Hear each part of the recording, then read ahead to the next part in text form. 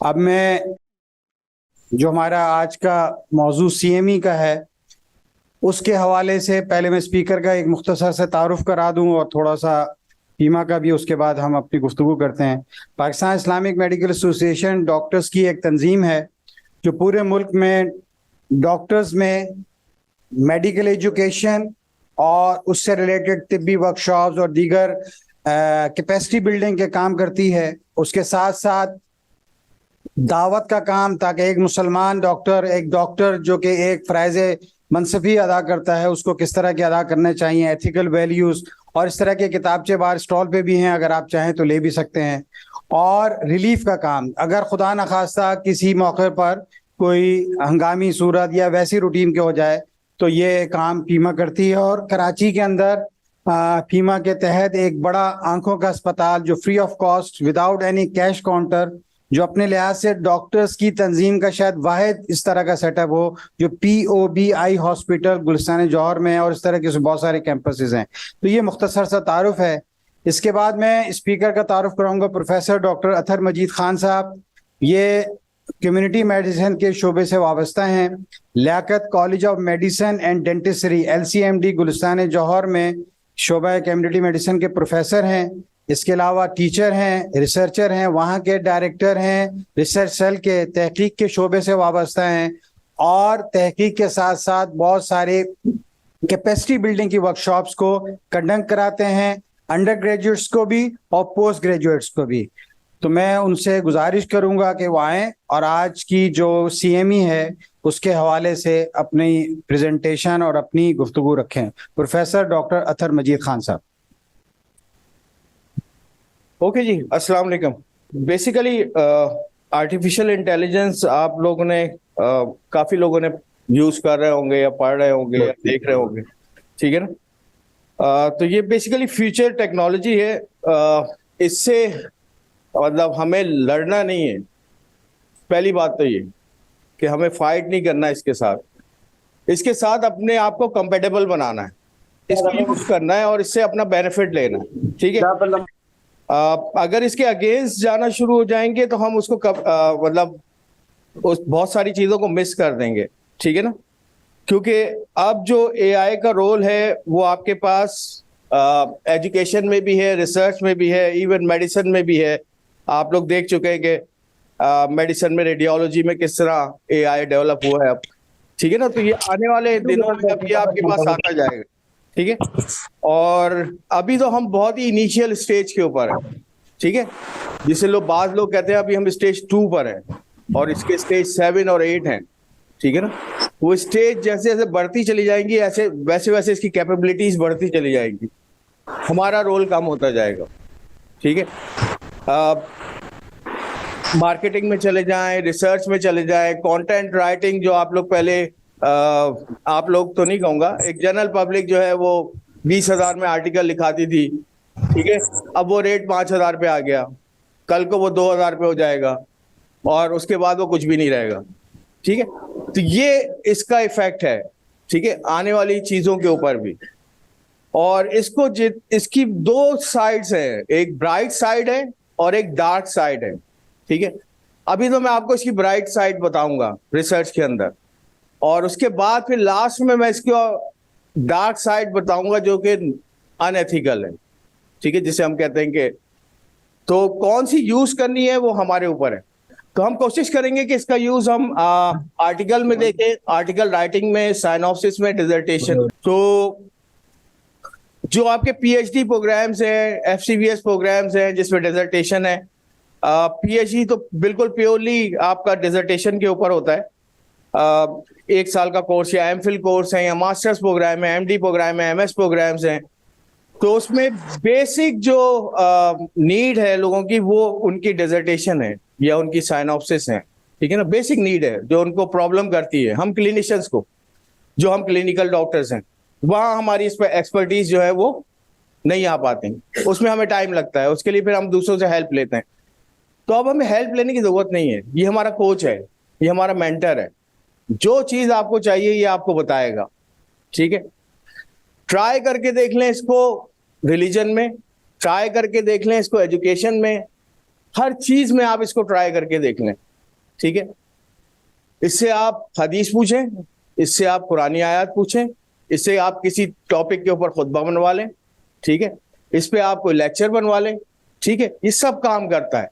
Fact कितना सही है कितना गलत है ये ह्यूमन स्किल है, ये ह्यूमन बताएगा। क्योंकि ये तो इंटरनेट पे जितना भी लिटरेचर मौजूद है वहां से लिटरेचर आपको उठा के देगा। ये ऐसी ऐसी चीजें आपको बना के देगा कि आपके तसव्वुर में नहीं है। ये पूरे आपके आर्टिकल बना के दे देगा, पूरे 20 रेफरेंस दे देगा, ठीक है, और उस रेफरेंस को फिर आप ढूंढते रहें, नहीं मिलेगा, खुद बना के देगा। ये ऐसा रेफरेंस जो आप सर्च कर करके मर जाएंगे, नहीं निकल के देगा, क्योंकि ये खुद ऑटो जनरेट करता है। इसको कोई चीज नहीं मिलती तो ये नहीं कहता, बड़ी मुश्किल से, ये खुद ऑटो जनरेट करता है। ये डिसेप्शन है, दज्जाल, फ्यूचर आने वाले दिनों में ये डिसेप्शन है बेसिकली। आपने देखा होगा ना कि मूवीज बना रहा है, ठीक है ना, जॉर्ज बुश जो है वो तकरीर कर रहे हैं कि फलां पे अटैक कर दो, ठीक है, तो लोग लड़ जाएंगे, ठीक है। मालिक साहब का एक वीडियो अथर साहब के पास चली गई, ठीक है, मालिक साहब कह रहे हैं यार ये सही आदमी नहीं है, ये खराब है बहुत, ये वो। दूसरे दिन अथर साहब लड़ रहे हैं मालिक साहब से, अथर साहब कह रहे हैं मैंने तो ये वीडियो बनाई नहीं। तो कौन बना रहा है? वो सब इनका कमाल है। तो मेरे कहने का मकसद ये है कि कोई भी चीज इंफॉर्मेशन आपके पास आती है उसको चेक करें, कोई भी इंफॉर्मेशन आती है, ठीक है, ओके जी। तो कौन पहले और कौन बाद में और कौन जीतेगा? ह्यूमन ने बनाया, अब वो, लेकिन आर्टिफिशियल इंटेलिजेंस, ह्यूमन इंटेलिजेंस ने इसको बनाया, आर्टिफिशियल इंटेलिजेंस को, और आर्टिफिशियल इंटेलिजेंस अब ह्यूमन को चला रहा है, ये हमें चला रहा है, ठीक है। लेकिन आने वाले डिकेड्स में कौन कामयाब है? जिसकी क्रिटिकल स्किल्स अच्छी हैं वो जीतेगा। जो टेक्नोलॉजी के साथ चलेगा वो जीतेगा, वो लोग जीतेंगे, वो सक्सेस करेंगे, ठीक है ना। तो क्रिटिकल स्किल्स, आपकी क्लिनिकल स्किल्स के साथ क्रिटिकल स्किल्स बहुत जरूरी है, जो सॉरी टू से हमें पढ़ाई नहीं जाती, ठीक है ना। कुछ इंस्टीट्यूट्स में तो शायद होता हो, लेकिन मेजॉरिटी इंस्टीट्यूट्स में हमें नहीं सिखाई जाती क्रिटिकल स्किल्स, कैसे एनालाइज करना है। बहुत शोर है, अनएथिकल है आर्टिफिशियल इंटेलिजेंस। यहां से यहां तक का हमने सफर किया है, डायल वाले टेलीफोन से, शायद आप में से किसी ने तो देखा भी ना हो वो डायल वाला फोन जिसपे ताले लगते थे घरों में, ठीक है, लॉक होता था, और वहां से हम स्मार्टफोन पे आ गए। तो क्या हमने गलत किया स्मार्टफोन यूज करना? बताएं, गलत था, लेकिन उसका पॉजिटिव जिसने यूज किया वो सही था, इसका नेगेटिव यूज भी है। टाइपराइटर से लैपटॉप पे आ गए, टेक्नोलॉजी इस्तेमाल की हमने, तो फिर आर्टिफिशियल इंटेलिजेंस क्यों नहीं? सिर्फ ये कि उसमें चेक एंड बैलेंस है, बस हमें अपने चेक एंड बैलेंस इस पे रखना है। तो जितने लोगों ने इसको यूज किया हो उनके पास, वो तो लॉग इन कर सकते हैं आराम से। इसके अलावा आर्टिफिशियल इंटेलिजेंस के बहुत सारे सॉफ्टवेयर हैं, आप लोगों ने नाम सुना होगा, बार्ड है, परप्लेक्सिटी AI है, ठीक है, वो रिसर्च से रिलेटेड है। इसके अलावा बहुत सारे सॉफ्टवेयर हैं, मूवीज बनाए, दुनिया भर के काम है। तो हमारे पास जो हमसे जो रिलेटेड है वो बेसिकली चैट GPT है। आप में से जितने लोगों ने उसको कभी यूज किया हो, कितने लोगों ने यूज किया है उसको, या यूज कर रहे हैं अभी चैट GPT को? कर रहे हैं, ओके गुड। किस पर्पस के लिए? रिसर्च के लिए, पब्लिकेशंस के लिए, एप्लीकेशन? आप लिख के देख लें, एक एप्लीकेशन लिखें आप, इसको कमांड दें कि मुझे 4 दिन की छुट्टी चाहिए और HOD मेरे फला है, ठीक है, और मुझे बहुत ही खूबसूरत किस्म की, इंटेलिजेंट किस्म की एप्लीकेशन चाहिए जिसमें बहुत प्रेज कर रही हूँ HOD को या कर रहा हूं। और उसके बाद वो देखें कि आपको 10 सेकेंड्स के अंदर जो एप्लीकेशन लिख के देगा वो आप शायद 1 महीने तक भी लिखते रहें तो आप नहीं लिख सकते।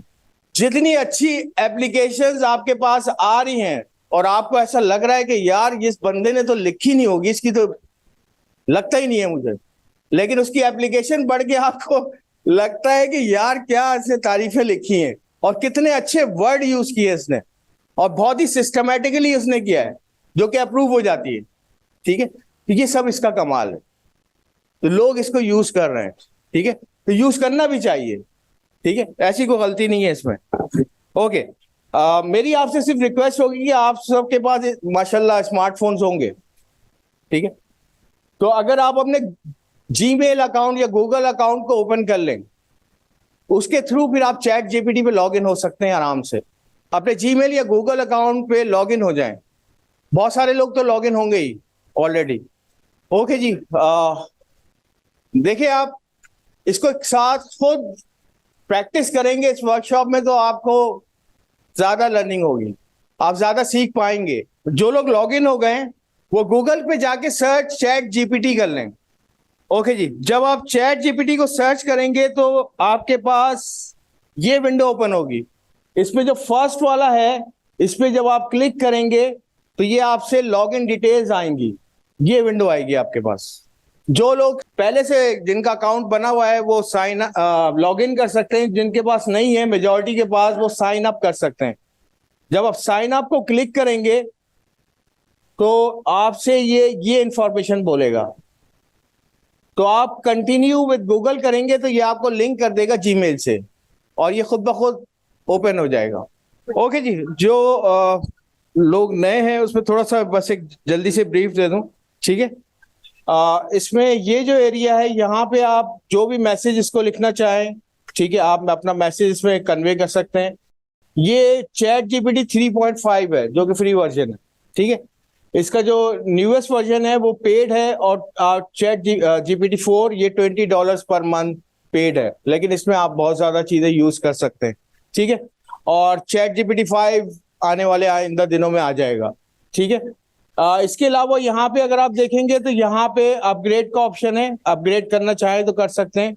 यहाँ पे अगर आप क्लिक करेंगे तो आपको ये ऑप्शन देता है कि जो कुछ आप यहाँ पे लिख रहे हैं, जो भी कोई चीज आंसर आ रही है उसको आप एक्सपोर्ट कर लें, अपने ईमेल पे ले आए तो वो आपके ईमेल पे चली जाएंगी सारी चीजें, ठीक है। ये बेसिकली यहाँ से कॉपी का ऑप्शन है, ये अगर आप क्लिक करेंगे तो कॉपी का ऑप्शन है और यहाँ पे ये न्यू चैट है। अच्छा, इसमें फंक्शन ये कि आप जो भी चीज टाइप कर रहे होंगे, ठीक है, और अगर आप चाहते हैं कि मैं कोई नई चीज इससे पूछना चाहूं तो आपको फिर न्यू चैट पे जाके ओपन होना पड़ेगा, अदरवाइज ये कंटिन्यूटी में चलेगा, ठीक है ना। अदरवाइज ये सोचेगा कि आप उसी से रिलेशन में बात कर रहे हैं। तो कोशिश करें कि जब भी कोई नई चीज, कोई नई टास्क आप करना चाहें तो वो न्यू चैट को ओपन कर लें। जैसे कि इसको अगर हम ऑप्शन दें, ठीक है, तो ये आपको बिल्कुल आंसर कर रहा होगा साथ में, ठीक है। इसको हमने पहली कमांड दी कि हमें बताए कि रिसर्च प्रपोजल के कौन कौन से स्टेप्स हैं या कौन कौन से पार्ट्स हैं, ठीक है। तो इसने सारी हमें लिस्ट में ये बता दिया है कि कौन कौन से इसके स्टेप्स हैं। ओके, ये लिखने का मतलब क्यों जरूरी है, ठीक है। असल में असल चीज जो अब चैट जीपीटी के साथ या जितनी भी आर्टिफिशियल इंटेलिजेंस आ रही है उसमें है प्रॉम्प्ट इंजीनियरिंग, कि आप इसको मैसेज कैसे कन्वे करेंगे। जिस तरीके से आप इसको मैसेज कन्वे करेंगे ये उसी तरीके से आपको आंसर निकाल के देगा, ठीक है। असल चीज है कि आप मैसेज इसमें कैसे लिखेंगे या उसको प्रॉम्प्ट कैसे लिखेंगे इस वाले एरिया में, ठीक है। अब इसमें आप सिर्फ एक चीज टाइप करें, how to write the prompt in ChatGPT, how to write the prompt in ChatGPT. तो बेसिकली प्रॉम्प्ट में आपको ये बताएगा कि आपकी प्रॉम्प्ट जो है वो बहुत स्पेसिफिक होनी चाहिए, ठीक है। जो इसमें मोस्ट इंपॉर्टेंट चीज है, क्योंकि ये हमें जानता तो नहीं है, ठीक है ना, मेरा बैकग्राउंड नहीं जानता, ठीक है, मैं ये काम रिसर्च प्रपोजल क्यों लिखना चाह रहा हूं ये नहीं जानता, रिसर्च प्रपोजल की क्या गाइडलाइंस है, ठीक है ना, मल्टीपल गाइडलाइंस है। तो आपने जब इसको पहले जो हमने आपको प्रॉम्प्ट दी थी कि रिसर्च प्रपोजल के कंपोनेंट्स बताएं, तो आपने इसको जनरल इंफॉर्मेशन, बैकग्राउंड इंफॉर्मेशन दे दी कि रिसर्च प्रपोजल है, इसके ये कंपोनेंट्स। अगर आपके पास सीपीएसपी की गाइडलाइन है तो इसको लिख दें इसके ऊपर, ठीक है, कि कंपोनेंट्स जो हैं वो ये कंपोनेंट्स हैं, इसमें मुझे रिसर्च प्रपोजल चाहिए, ठीक है। तो ये बेसिकली आप इसको बैकग्राउंड इंफॉर्मेशन दे रहे हैं, तो इट इज कॉल्ड कॉन्टेक्स्ट। कि मैं लेट्स सपोज आप कह सकते हैं कि I am a post graduate trainee in department of medicine और for the requirement of FCPS I have to write the synopsis और रिसर्च प्रपोजल, ठीक है, kindly write a research proposal on this topic, ठीक है। तो ये उस मतलब आपने जो गाइडलाइन दी है ना, जो आपने कॉन्टेक्स्ट दिया है उसके ऊपर काम करना शुरू करेगा, ठीक है। तो 3 चीजें बहुत इंपॉर्टेंट है। कॉन्टेक्स्ट कि आप अपनी इंफॉर्मेशन देंगे, टास्क आपकी नीड क्या है, ठीक है, और बहुत ही स्पेसिफिक कि आपको कोई चीज 100 वर्ड्स में चाहिए, 500 वर्ड्स में चाहिए, 2000 वर्ड्स में चाहिए या 1000 वर्ड्स में चाहिए, ठीक है। तो आपने बहुत स्पेसिफिक होके चलना, ठीक है। अब इसको नेक्स्ट कमांड हम देते हैं, kindly suggest 5 new topics on diabetes mellitus. आप इसको बहुत स्पेसिफिक भी कर सकते हैं अगर आपके पास कोई डिजीज है, ठीक है। अभी आपको अगर आप एंटर करेंगे, अब आप क्योंकि सब्जेक्ट स्पेशलिस्ट हैं खुद, ठीक है ना, तो आप इसमें बता सकते हैं कि आया इसमें कोई इन टॉपिक्स में कोई नई बात है या ये सब पुरानी है, कोई इसमें टॉपिक आपको नया लगता है या नहीं। अगर टॉपिक नंबर 5 है, ठीक है, dietary pattern and risk factors for type 2 diabetes mellitus, ये नया टॉपिक है या ओल्ड पुराना टॉपिक है? इसका मतलब है कि ये इसमें इस टॉपिक में कोई नई चीज नहीं है, ठीक है ना। अब आप इसको दूसरी कमांड दे सकते हैं, ठीक है जी। अब इसलिए आपने इसको दूसरी कमांड दी, ठीक है, कि मुझे टॉपिक 5 से रिलेटेड कोई और टॉपिक्स बना के दें। अब इसने आपको ये टॉपिक्स देना शुरू किए, इनमें कोई नई बात है मेडिसिन से रिलेटेड, ये आप बता सकते हैं क्योंकि आप लोग सब्जेक्ट स्पेशलिस्ट हैं। Dietary intervention for diabetes prevention in high risk population, ठीक है। Impact of processed food in diabetic risk, ठीक है। Cultural and regional dietary pattern and diabetes, ठीक है। Long term effects of childhood dietary patterns on adult diabetic risk, ठीक है। तो ये आपको टॉपिक्स डेवलप करके देता रहेगा, आप इसको और स्पेसिफिक करते चले जाएं, ठीक है। ये आपके लिए आइडियाज जनरेट कर रहा है, ठीक है। तो स्पेसिफिक यहां पे ह्यूमन स्किल्स आते हैं कि आप इसको किस तरीके से काम लेना चाह रहे हैं, ठीक है ना।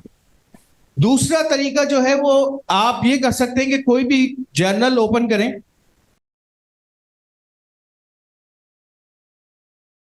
जर्नल ऑफ का कोई भी जो करंट इशू है उसको ओपन कर लें और इसमें से कोई भी एक टॉपिक जो है जो रिसर्च यहाँ टॉपिक है आपको अच्छा लग रहा है उसको आप कॉपी कर लें।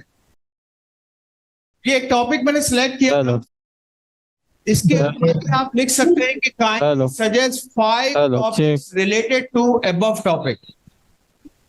इस टॉपिक को और एडवांस करेगा, ठीक है। आपसे सुपरवाइजर कहते हैं ना कि जी नया कोई टॉपिक लेकर, तो वो टॉपिक कहां से आएगा। तरीका तो ये है कि आप कोई अच्छे जर्नल्स जो हैं जैसे ब्रिटिश मेडिकल जर्नल है या ब्रिटिश जर्नल ऑफ सर्जरी, उसका कोई करंट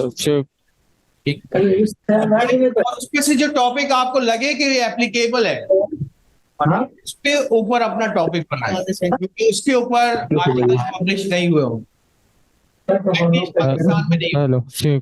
ठीक है। उस टॉपिक को आप थोड़ा सा सेट भी कर सकते हैं। तो जब आप ऑप्शन देंगे तो ये नए टॉपिक्स आपको बना के देना शुरू करेगा, ठीक है। नए ऑप्शन ये आपको देना शुरू करेगा, जैसे से पहला दिया antibiotic रिसीवर्ड in covid optimising treatment strategy, impact of comorbidities on covid super infections, माइक्रोबियोम dish regulation and super infection कोविड-19, क्योंकि हमारा टॉपिक जो था वो कोविड-19 से रिलेटेड था, ठीक है। तो इसने बेसिकली आपको ये टॉपिक्स देना शुरू कर दिए। तो आप टॉपिक सिलेक्शन आपका काम है, ठीक है ना, कि कौन सा टॉपिक आपके लिए फीजिबल है, ठीक है। अमूमन आप लोगों को कहना चाहिए कि कंपैरेटिव स्टडी करनी होती है, ठीक है। तो आप इससे ये भी रिक्वेस्ट कर सकते हैं कि मुझे कोई क्लिनिकल ट्रायल इन टॉपिक से रिलेटेड दे, ये आपको क्लिनिकल ट्रायल्स इन टॉपिक से रिलेटेड बना के देगा, ठीक है। ओके, ठीक है।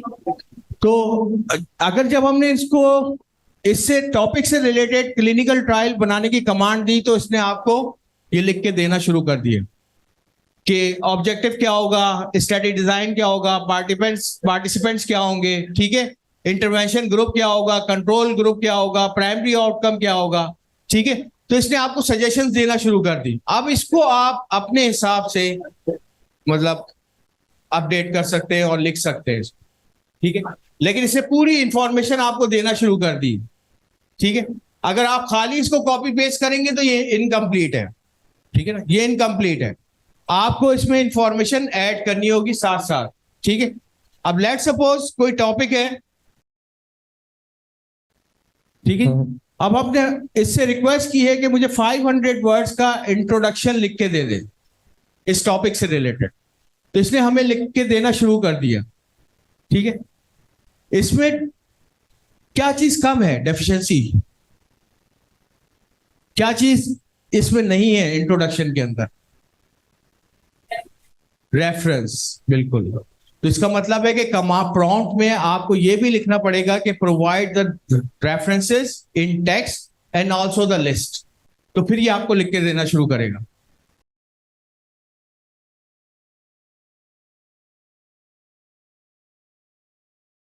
ठीक है जी, तो इसने रिफ्यूज किया, ठीक है, यहां पे इसने रिफ्यूज किया है।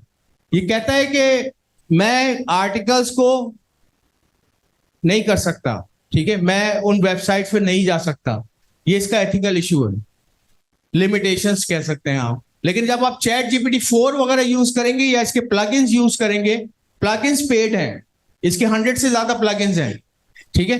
प्लगइन से मतलब ये है कि आप कोई एक प्लगइन अगर आप परचेज करते हैं, लेट सपोज, और फिर आप उसको कमांड देते हैं कि मुझे यहां से यूएसए जाना है, इस डेट को जाना है, मेरा फ्लाइट प्लान बना के दो, मुझे सबसे सस्ती टिकट एयरलाइन की बता के दो, और कौन से रूट्स होंगे, कौन सी एयरलाइन होगी, वो सारी चीजें बता के दो। तो ये आपका पूरा एक स्केड्यूल बना के देगा कि फला एयरलाइन बहुत चीप है, आप उससे टिकट बुक करा लें। चैट जीपीटी 4 में 3.5 में प्लग इन नहीं है, चैट जीपीटी 4 में प्लग इन्स हैं। जब आप वो परचेज करते हैं तो आप रियल टाइम इंफॉर्मेशन ले रहे होते हैं, फिर आपको ये रियल टाइम इंफॉर्मेशन देता है, आपको लेटेस्ट आर्टिकल्स देता है, आपको एनालिसिस में हेल्प आउट करता है, ठीक है। वो पेड वर्जन है इसके, ठीक है, वो सारी चीजें पेड वर्जन है, ठीक है। आप इसमें अगर सेकंड कमांड देंगे, please write the methodology, okay जी, तो ये अब मेथोडोलॉजी जनरेट करके देगा आपको, ठीक है। इसको रीड करना, कौन सा आपके पास एप्लीकेबल है, कौन सा एप्लीकेबल नहीं है, ठीक है, ये आपका काम है, यहां पे ह्यूमन इंटेलिजेंस है, ठीक है। ये सारी चीजें आपको बता के देगा। ये सैंपल साइज कैलकुलेट कर सकता है, सैंपल साइज कैलकुलेट करेगा, सीपीएसपी की रिक्वायरमेंट है, सैंपल साइज बताइए, calculate the sample size for above study.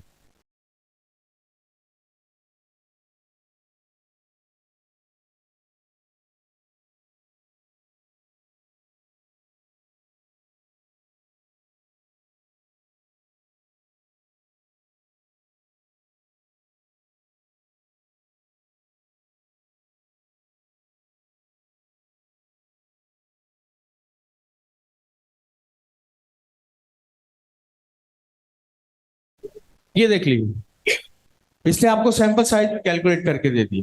Sample size में अगर आपकी कोई स्पेसिफिक परसेंटेज है, जैसे कि सीपीएसपी कहता है या दूसरे जर्नल्स कहते हैं कि आप कोई आर्टिकल्स में से परसेंटेज लेकर आए या मीन स्टैंडर्ड डेविएशन लेकर आए, आप उसको बता दें, वो उसकी बेसिस, उस परसेंटेज की बेसिस के ऊपर आपको सैंपल साइज कैलकुलेट देगा। Do you need a statistician?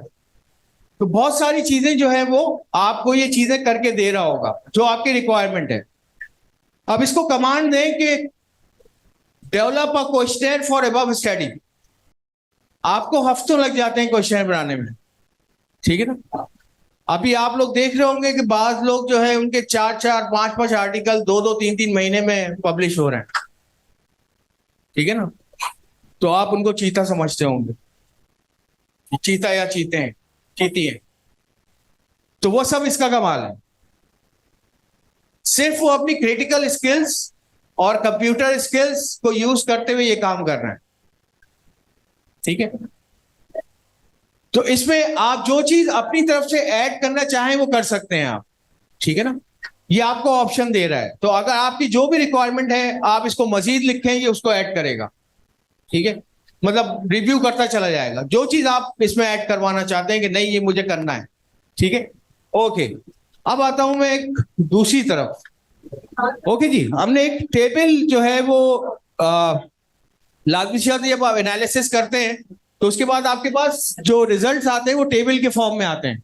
तो हमने एक टेबल किसी भी आर्टिकल से लेके इसमें पेस्ट किया है और इसको कमांड दी है कि काइंडली इंटरप्रेट द टेबल।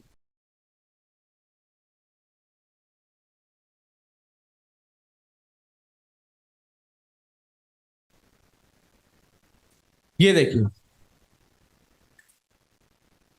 अब ये इंटरप्रिटेशन इसने देना शुरू कर दी। तो अगर आपके पास रिजल्ट्स हैं तो आपको इंटरप्रिटेशन करने की खुद जरूरत नहीं है, चैट जीपीटी आपको इंटरप्रेट करके देता है, आपका काम उसको रिव्यू करना और उसको सही करना है।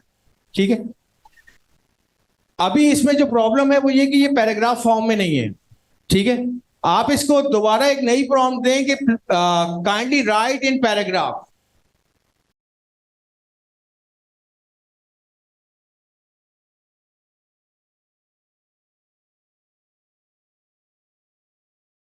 ठीक है, तो ये इसमें पी वैल्यूज भी मेंशन कर देगा, परसेंटेजेस भी मेंशन कर देगा, तो आपके सारे टेबल्स को ये इंटरप्रेट कर देगा। ठीक है, ओके। इसके बाद जो प्रॉब्लम है वो ये है कि हमारे पास रेफरेंसेस कुछ डिफरेंट स्टाइल में होते हैं। ठीक है ना, जैसे एपीए स्टाइल में या हार्वर्ड स्टाइल में। ठीक है, उन रेफरेंसेस को आप चेंज करना चाहते हैं। ठीक है, जो कि एक बहुत मुश्किल काम है, एक रिव्यूअर की तरफ से कमेंट्स आते हैं। ठीक है, तो अब जब हमने इसमें रेफरेंसेस कॉपी किए हैं तो इसको हम कमांड दे सकते हैं। ये देखिए, इसने वैंकूवर से उसको चेंज किया है, जो भी हमने इसको कमांड दी है वो हार्वर्ड स्टाइल में। ठीक है, अब इसने ऑटोमेटिकली चेंज कर दिया है, तो आपको मेहनत करने की जरूरत नहीं है। ठीक है, तो ये सारे काम खुद आपको करके दे रहा है। ठीक है, तो इसका मतलब है कि आपको एक रिसर्च प्रपोजल लिखने में कितना टाइम चाहिए। ठीक है, अब वो तो 5 मिनट भी आप बहुत कह रही हैं, इसको आप 10 सेकेंड्स देंगी और से कहेंगी कि इस टॉपिक के ऊपर मुझे रिसर्च प्रपोजल इन हेडिंग्स पे लिख के दे दे, तो ये आपको लिख के दे देगा। ठीक है, सिर्फ आपका काम उसको रिव्यू करना और उसमें जो डेफिशिएंसीज हैं वो उनको करना है। प्रॉब्लम सिर्फ ये आता है कि अगर आप इसको कॉपी पेस्ट करके डॉक्यूमेंट पे लेकर आएंगे तो ये प्लेजरिज्म में जाएगा। ठीक है, ये प्लेजरिज्म में जाएगा, तो उसके लिए फिर आपको इसको रिफ्रेश करना पड़ेगा या चीजों को इसमें ऐड ऑन करना पड़ेगा। ठीक है, ओके। अब देखिए, इसकी डार्क साइड है जो कि अनएथिकल है, टोटल अनएथिकल है। जो ये मैंने आपसे कहा था ना कि ये आपको करके देता है, तो इससे थोड़ा सा आप लोगों को बचना है, ये अनएथिकल है। ठीक है, जितने आर्टिकल्स आप इसको बता रहे हैं, ठीक है ना, आप इससे कहें कि ये आर्टिकल है और उसको कॉपी पेस्ट कर दें पूरे आर्टिकल को, और उससे कहें कि मुझे समराइज करके दे दे, ये एथिकल काम है। ठीक है, वो समराइज करके देगा। आपको इंट्रोडक्शन लिखना है, आपने 10 आर्टिकल सर्च किए हैं, या आर्टिकल भी सर्च करके देगा आपको। 10 आर्टिकल सर्च किए हैं, उसमें से आपने इंट्रोडक्शन पार्ट कॉपी किया 10 आर्टिकल्स का, और आपने कहा कि इसको समराइज कर दो। ये 10 आर्टिकल्स के इंट्रोडक्शन को समराइज करके जब इंट्रोडक्शन बनाएगा तो वो आपका इंट्रोडक्शन, वो आपने उसको रेफरेंस करना, उसको रिफ्रेश करना। एथिकल काम है। जो काम हम खुद कर रहे थे, अब वो एक कंप्यूटर सिस्टम तमाम चीजों को लेके समराइज कर देता है। ठीक है, अगर आप उसके वर्ड काउंट से मतलब क्या चाहिए कि आपकी रिक्वायरमेंट कुछ और है, कम है, तो आप उसको लिखते हैं कि इसको कंसाइज करें, वो उसको कंसाइज करके देगा। ठीक है, तो इंट्रोडक्शन अगर आपने लिटरेचर रिव्यूज के थ्रू करवाया, 10 आर्टिकल्स फाइंड किए, ठीक है, और 20 आर्टिकल्स आपने फाइंड किए, ठीक है, और उसके बाद इसके इंट्रोडक्शन कॉपी करके आपने इसको कमांड दी, कितनी देर लगेगी आपको कॉपी पेस्ट करने में? 1 मिनट। 10 आर्टिकल्स का इंट्रोडक्शन कॉपी पेस्ट करके इसके ऊपर पेस्ट करना है, और इसको कमांड देना है कि summarise the above introduction of 10 articles. ये आपको समराइज करके एक पेज की समरी बना के दे देंगे, जो कि आप इंट्रोडक्शन में लिखते हैं। ठीक,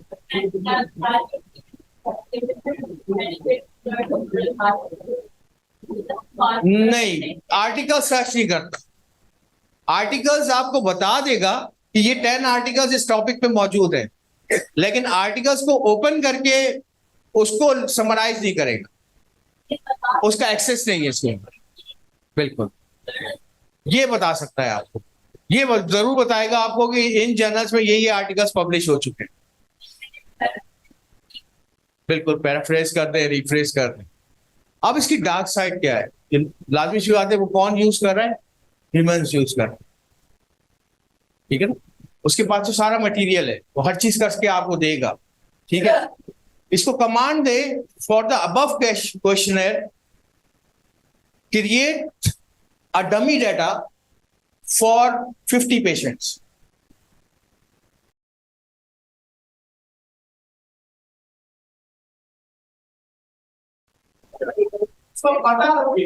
इसका पता जरूर होना चाहिए, क्योंकि अनएथिकल है, टोटली अनएथिकल, क्योंकि ये क्रिएट कर रहा है डाटा।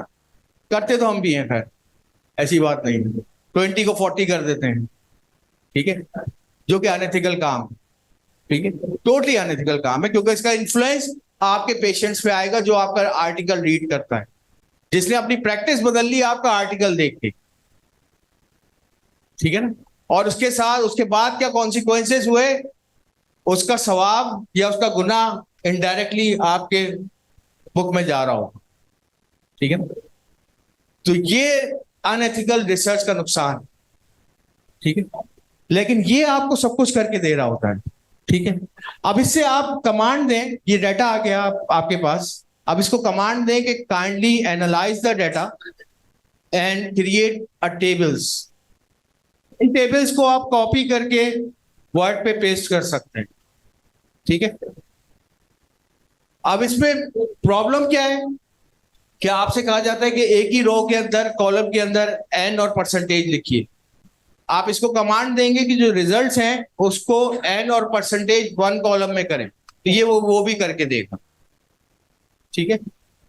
इसके जो प्लगइन्स है वो एक्सेल के साथ भी है, तो जब आप प्लगइन्स पेड वर्जन खरीदते हैं तो वो आपको ये सारे टेबल्स एक्सेल में और ग्राफ एक्सेल में बना के देता है, ठीक है। तो यानी वो यहां से शिफ्ट करेगा, प्लगइन को ऑन करेगा और आपके जो भी आपकी कमांड है या प्रॉम्प्ट है उसको एक्सेल में बना के देगा, ठीक है। तो ये सारी चीजें खुद ब खुद कर रहा होता है। इंटरप्रिटेशन ऑफ टेबल, एक वर्ड लिखेंगे आपको इंटरप्रेट करके दे देगा। हमें 1 हफ्ता लग जाता था पहले एक टेबल को इंटरप्रेट करने में, ठीक है। अब ये आपको 2 सेकेंड 3 सेकेंड्स में करके दे रहा है, ठीक है। इसी तरह आप रिजल्ट्स को कॉपी करेंगे और यहां पे पेस्ट करके इसको कहेंगे कि kindly right the discussion part for an article. ये डिस्कशन पार्ट आपको लिख के देगा, ठीक है, उसमें आर्टिकल्स आपको बताएगा, ठीक है।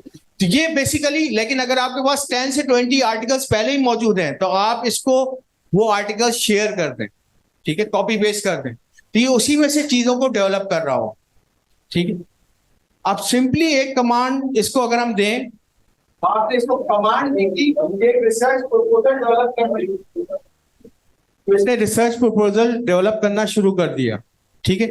इंट्रोडक्शन में आपको थोड़े से रेफरेंसेस लेना पड़ेंगे लिटरेचर रिव्यू के अंदर, ठीक है, क्योंकि यार इसको आपको बताना पड़ेगा, तो ये आपको पूरा एक रिसर्च प्रपोजल, एक आउटलाइन बना के दे देता है। इसमें इससे अच्छी कमांड एक और है। इस कमांड का फायदा ये है कि ये इसमें आपको एक एक चीज बताएगा कि आपको इंट्रोडक्शन में किन टॉपिक्स के ऊपर क्या क्या चीजें लिखनी है, ठीक है। तो हर चीज की आउटलाइन आपको दे रहा होगा कि, क्योंकि हमें पता नहीं होता कि किस जगह पे कौन सी चीज लिखनी है प्रपोजल के अंदर, तो ये कंप्लीट आपको गाइड देगा कि आपने इस पोर्शन के अंदर, जैसे कंक्लूजन है तो कंक्लूजन में क्या चीज होनी चाहिए। Number 1, research of the recap of the research aims and objectives होना चाहिए, summary of propose research methodology होना चाहिए, एंटिसिपेटेड कंट्रीब्यूशन ऑफ फील्ड कोविड-19 रिसर्च होनी चाहिए, acknowledgement of potential limitation and challenges होना चाहिए, invitation for collaboration and support for relevant stakeholders, ठीक है। ये सारी चीजें होनी चाहिए। हम सीनियर्स को क्या फायदा है, ये तो हो गया आपका काम कि आप एज अ पीजी ट्रेनी आपने अपना रिसर्च प्रपोजल सुपरवाइजर को दिया, सुपरवाइजर ने 1 महीना रखा क्योंकि टाइम नहीं होता उसके बाद भी, ठीक है, वो आपसे कहेगा कि सॉफ्ट कॉपी भेजोगे, ठीक है। सॉफ्ट कॉपी को कॉपी पेस्ट करेगा और चैट जीपीटी पे पेस्ट करेगा और लिखेगा कि kindly comments on the above research proposal including weaknesses, deficiencies and blah blah blah. ठीक है ना? ये और उसके साथ में ये काम आप पहले भी कर सकते हैं सुपरवाइजर को सबमिट कराने से पहले। ठीक है, और उसमें आप लिख देंगे, उसमें ऐड कर देंगे कि kindly provide solution for above. वो आपको साथ में वीकनेसेस बताएगा और उसके साथ में किस तरह करेक्ट करना है ये भी बता देगा। हाँ बिल्कुल, क्यों नहीं होंगी। आप इससे एक चीज पूछें और दोबारा वही चीज पूछें तो ये रीजनरेट करता है दोबारा नए सिरे से। इसमें एल्गोरिथम्स हैं या मशीन लर्निंग है, डीप लर्निंग है। इसमें एआई का प्लेजरिज्म आएगा। आप टर्निटिन जितने भी सॉफ्टवेयर हैं, ऑथेंटिकेट, टर्निटिन, उसमें एआई डिटेक्शन है। ठीक है, और वो एआई डिटेक्शन करेगा 100%, 50%, 20%, 30%। ठीक है, तो इस पे रिफ्रेजिंग करनी पड़ेगी आप, जैसे डिफरेंट टूल्स हैं रिफ्रेजिंग के। ठीक है, उसमें भी आप हेल्प आउट के ले सकते हैं। कौन सा रिफ्रेजिंग टूल बहुत कॉमन है? स्पिन बॉट है, क्विल बॉट है। ठीक है, तो बेइंतहा हर चीज मौजूद है। ठीक है, और इसके बाद एआई प्लेजरिज्म, उसको भी करने के लिए वो भी टूल्स आ जाएंगे रिफ्रेश करने के लिए।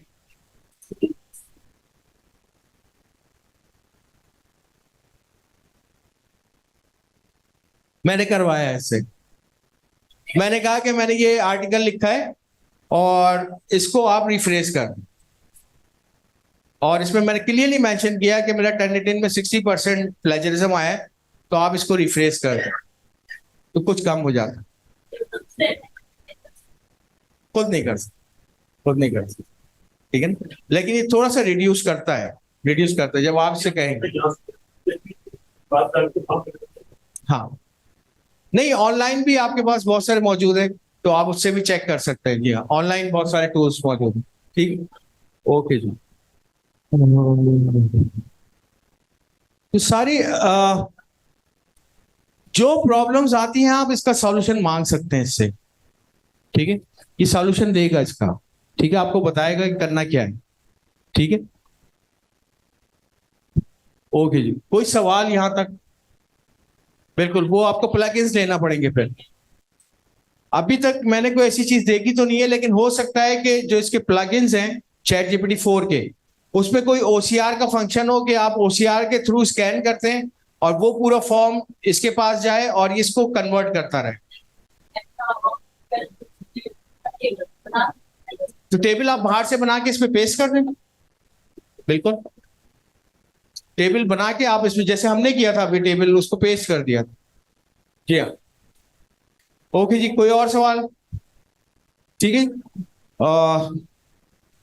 तो सिर्फ आपसे मैं ये कहना चाहूंगा कि जितने भी टूल्स अब हमारे पास आ रहे हैं, ठीक है ना, जैसे एआई टूल्स हैं, ये चैट बॉट है, चैट जीपीटी है, ठीक है, ये हमें हेल्प आउट करने के लिए, ठीक है, चीजों को समराइज करना, उसमें से मेन पॉइंट्स निकालना। ठीक है, आप जर्नल क्लब करते हैं, आप लोग जर्नल क्लब में आर्टिकल आपको मिलता होगा और आपसे कहा जाता होगा इसको प्रेजेंट करें। उस आर्टिकल की कॉपी पेस्ट करें और इससे कह दें कि मुझे समराइज कर दे जो भी आपकी हेडिंग्स हैं। तो ये आपको 3 सेकंड में जो उसके मेन पॉइंट्स हैं आर्टिकल के, वो समराइज करके दे देगा। उसके बाद इसको कमांड दें कि ये जो मटेरियल है इसको पावर पॉइंट स्लाइड्स में कन्वर्ट कर दें। तो ये आपको स्लाइड्स के पॉइंट्स लिख के दे देगा, जो सिर्फ आपने कॉपी पेस्ट करके पावर पॉइंट पे लगाने हो। अगर आपका प्लग इन है तो डायरेक्ट पावर पॉइंट स्लाइड बना देगा। ठीक है, तो कितने अच्छे तरीके से या पॉजिटिव वे में हम इसको यूज करते हैं वो हमारा काम। ठीक है ना, ये तो हमारे हेल्प आउट के लिए। लेकिन अगर आप इसको नेगेटिव वे में यूज करना चाहते हैं तो नेगेटिव वे में ये यूज करेगा। ठीक है ना, जैसे एसपीएसएस है, एसपीएसएस से आप कुछ भी करवा लें, कोई भी डाटा एनालाइज करा लें, वो गलत या सही आपको करके दे देगा। ठीक है, इसी तरह ये भी है, ठीक है। तो कितने पॉजिटिव वे में आप यूज करते हैं, ये आपका काम है। इससे समराइज कराएं चीजों के मेन पॉइंट्स, लिटरेचर रिव्यू करवाएं, मेथोडोलॉजी की गाइडेंस लें, क्वेश्चनर बनाएं, उसमें चीजों को ऐड करें। देखिए ये क्वेश्चनर जो आपको बना के दे रहा है, ये कहीं ना कहीं से तो इंफॉर्मेशन ले रहा है ना, ठीक है। तो आप उसको रिव्यू करेंगे अपने हिसाब से, उन चीजों को चेंज करेंगे, ठीक है। जैसे जितने भी सुपरवाइजर्स हैं या सीनियर्स हैं, उनके पास जितने भी जर्नल्स हैं वो रिव्यू आर्टिकल के लिए भेजते हैं, ठीक है ना, और उसमें हमें कुछ भी नहीं मिलता, वो खिदमत खल्क का काम है, ठीक है। तो अब ज्यादातर लोग क्या करते हैं कि वो जो आर्टिकल आया है उसका कॉपी पेस्ट करते हैं इसमें, और इसके कहते हैं कि इसको कमेंट्स कर दो एज अ रिव्यूअर।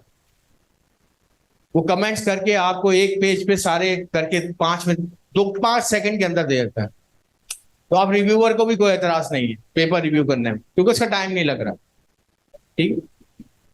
ओके जी, आपकी तरफ से कोई सवाल हो तो पूछ लीजिए, लेकिन आपसे एक रिक्वेस्ट होगी, एक रिक्वेस्ट है जितने भी लोग हैं, मैंने कोई आईटी नहीं पढ़ी, मैंने कोई आर्टिफिशियल इंटेलिजेंस का कोर्स नहीं किया, दुनिया ओपन हो रही,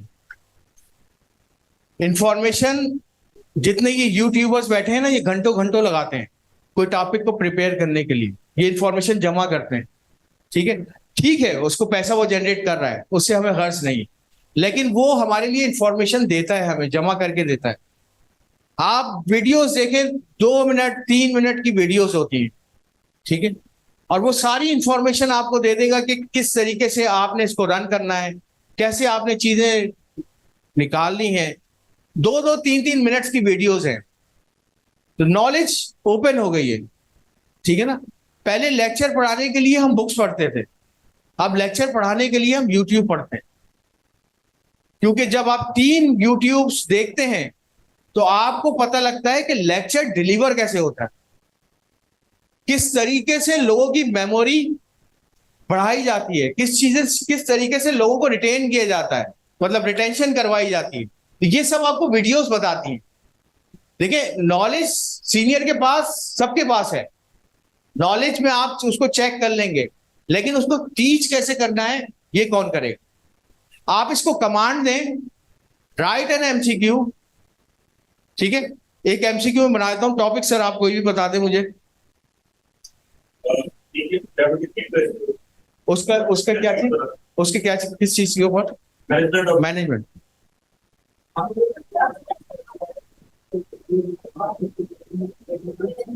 आपने किसी भी बुक से कोई टॉपिक पढ़ा, उसको आप, उसकी पीडीएफ अवेलेबल है, ठीक है, आपने उसको कॉपी पेस्ट किया और यहां पे इसको पेस्ट किया, ठीक है, और इसको कमांड दी कि मुझे 10 एमसीक्यूज इसमें से बना के दो और विदाउट की। आप उन्हें एमसीक्यूज को सॉल्व करें, आपको पता लग जाएगा कि आपने कितना रिटेन किया। आप उसको बिल्कुल, अगर आप उसको शुरू में ही प्रॉम्प्ट देंगे कि विद की, तो वो आपको विद की देगा, अगर आप उसको प्रॉम्प्ट नहीं देंगे तो फिर वो आपको मतलब की नहीं देगा, और बाद में की देना शुरू कर देगा, ठीक है।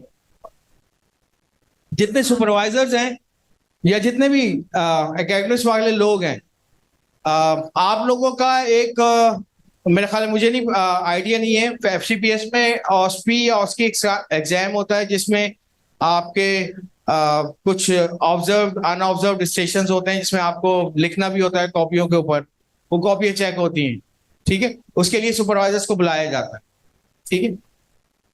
अभी मैंने एक प्रैक्टिस की, ऐसी एक एग्जाम था, उसमें कुछ कॉपियाज आई हुई थी, उनको मैंने, उनके आंसर्स को मैंने ओसीआर किया, और उस ओसीआर करने के बाद मैंने उनको उसको वर्ड डॉक्यूमेंट में चेंज किया, और वर्ड डॉक्यूमेंट के बाद मैंने सारी ऑस्पी जो कैंडिडेट से की थी, लेट सपोज ऑस्की नंबर 1 था, ठीक है, जिसमें लोगों ने उसकी डायग्नोसिस लिखी थी, उसकी मैनेजमेंट लिखी थी, ठीक है ना, वो मैंने यहाँ पेस्ट की, और उसके बाद मैंने इसको एक की प्रोवाइड कर दी, ये एग्जैक्ट की है, ये 10 स्टूडेंट्स के पेपर्स हैं, इनको चेक करके मुझे नंबर्स दे दें। इससे वो काम करके भी एग्जैक्टली काम करके मेरी जिंदगी आसान कर दी, मुझे अब ऑस्की चेक नहीं करनी पड़ती, आप चैट जीपीटी करते हैं, ठीक। तो तो इससे जो भी आप इंफॉर्मेशन लेना चाहें, हेल्प आउट लेना चाहें, लेकिन बात वो ये सुपीरियॉरिटी, बस ये चीज है कि सुपीरियॉरिटी ह्यूमन इंटेलिजेंस की है, क्योंकि ये बगैर आपकी प्रॉम्प्ट के नहीं चलेगा। ठीक है, जितनी अच्छी आपकी स्किल्स होंगी, जितनी अच्छी क्रिटिकल स्किल्स होगी, जितना आप इसको डीप में लेके जाएंगे, ये प्रोसेस ही डीप लर्निंग का है। इसकी जो थ्योरी है वो डीप लर्निंग है। ठीक है, हम तो सुपरफिशियल लर्निंग करके आए अब तक। ठीक है, ये डीप लर्निंग करता है, तो इसको आप जितना नैरो करते चले जाएंगे, ये उतना आपको एग्जैक्ट चीजें देता जाएगा। अब इसको कितनी डिटेल में और स्पेसिफिक हम करते हैं, ये हमारा काम। It is called human intelligence. तो सुपीरियर तो हम हैं, अभी है तो ये हमारे ताबे ही, लेकिन मतलब हमारे कंट्रोल में ये कि हम जो इसको प्रॉम्प्ट देते हैं ये वही करता है, खुद ब खुद चलना शुरू नहीं करता। ठीक है, आप इसका कोई प्लग इन लेंगे, प्लग इन में आप इसको वॉइस के थ्रू भी चला सकते हैं, आपको टाइप करने की भी जरूरत नहीं। आप सिर्फ इसको वॉइस कमांड देंगे, काम करना शुरू कर देगा। ठीक है, तो जो लोग कह रहे हैं ना कि होमवर्क खत्म हो गया स्कूल का, वैसे ही खत्म होगा, वैसे ही खत्म होगा। ठीक है, मैथ्स के प्रॉब्लम्स हैं वो आप कॉपी पेस्ट करें, ओसीआर करें, बुक को वर्ड में कन्वर्ट करें, कॉपी पेस्ट यहां पे करें और से कहें कि इस प्रॉब्लम, मैथ प्रॉब्लम का मुझे सॉल्यूशन दे दें, वो आपको स्टेप बाय स्टेप सॉल्यूशन करके दे दें। ठीक है, तो क्या हम अपने बच्चों को इस चीज से रोकेंगे? बच्चों को अभी शायद 80-90% बच्चों को नहीं पता ये, शायद, लेकिन जिस दिन ये पॉपुलर होना शुरू होगा बच्चों में, 5th grade, 6th grade, 7th grade, ठीक है, आपका एग्जाम पेपर, मैट्रिक इंटर का एग्जाम पेपर, ठीक है, आप एक और एग्जाम्पल दे दो। लेट सपोज एग्जाम शुरू हुआ 9 o'clock को, 9-10 पे पेपर बाहर आ गया फोटोकॉपी होके, उसके बाद उसका आपने ओसीआर किया, वर्ड डॉक्यूमेंट में चेंज किया और इसके ऊपर पेस्ट किया और इससे बोले कि मुझे आंसर दे दो, आंसर, ये पूरी की बना के 10 सेकंड्स के अंदर देगा, उसको कॉपी पेस्ट हुआ, प्रिंट आउट हुआ, सेंटर्स में चला गया। नेगेटिव इंपैक्ट है इसके। बात तो ये कि आप इसको किस तरह यूज कर रहे हैं। ठीक है, तो यहां पे ह्यूमन और आर्टिफिशियल इंटेलिजेंस का काम, किस बाउंड्री पे रोकना है, नो डाउट। ठीक है, बहुत बहुत शुक्रिया। बहुत बहुत शुक्रिया। अच्छा, मैं अपने मौजूद स्पीकर को एक फूलों को गुलदस्ता देने के लिए मैं Pakistan Islamic medical association Karachi के सदर प्रोफेसर डॉक्टर अब्दुल्ला मुत्तकी और साथ में प्रोफेसर डॉक्टर सनोवर अली जो हमारी पीमा कराची के रिसर्च सेल के इंचार्ज हैं और डॉक्टर उमर सुल्तान, तीनों से गुजारिश करूंगा कि वो आएँ और डॉक्टर अतहर मजीद को फूलों का गुलदस्ता यादगारी के तौर पर पेश करें।